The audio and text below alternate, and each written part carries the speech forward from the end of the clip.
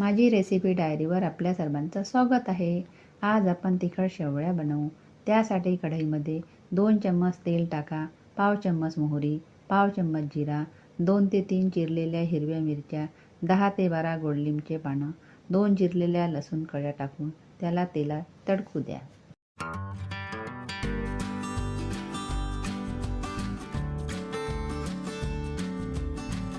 मग एक मोठा चिरलेला कांदा टाका, त्याला 2 मिनिट शिजू द्या.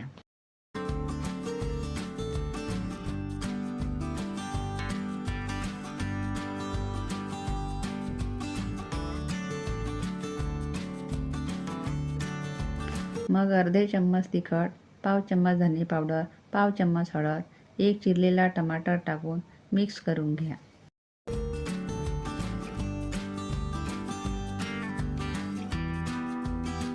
नंतर त्यात 1 प्लेट शेवया टाकून चवीनुसार मीठ टाका आणि परतून घ्या.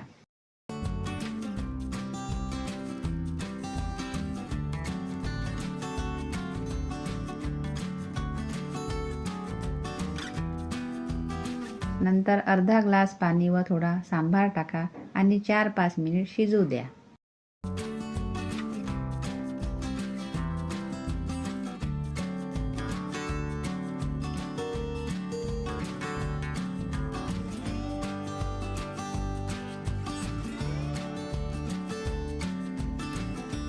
ह्या आपल्या तिखट शेवळ्या तयार झाल्या.